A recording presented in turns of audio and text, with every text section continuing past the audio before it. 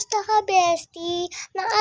Nagawa mo na ba yung assignment natin na pinapagawa ni teacher?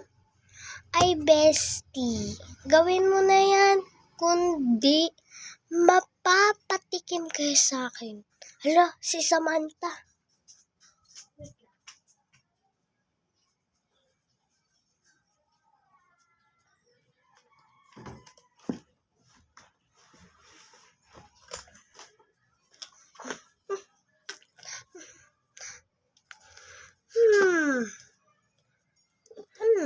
Okay, class?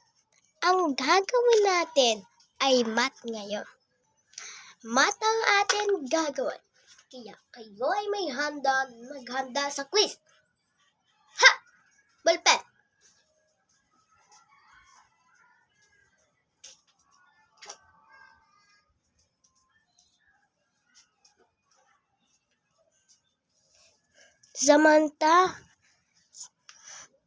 Samantha, grabe naman si teacher, no? Oo nga. Akala mo naman kung sino. Samantha, okay ka lang ba? Kasi gusto ka tayong ligawan eh.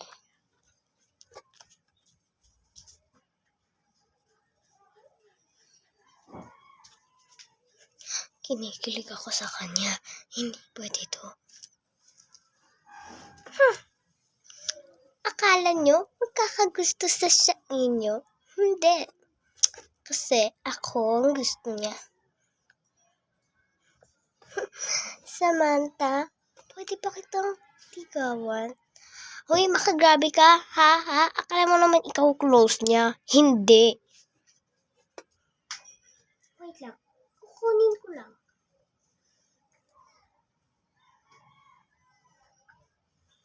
Hay nako.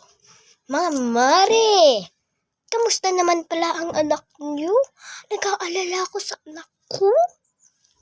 Mare, huwag ka na mag-alala. Anak naman natin ay masipag, mag-aral, matalino. Anak ko. Hindi porket lagi siyang nakakasagot sa inyo. Matalino na ang anak niyo. Pues, maganda na nga ang anak ko. Mabongga pa at matalino pa.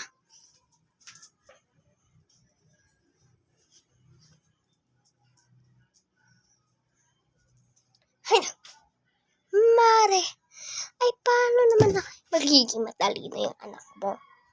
Binilhan mo na ng cellphone kahit batang-bata pa.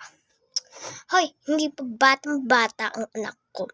Makakatikim ka sa akin pag hindi mo yun binabawi.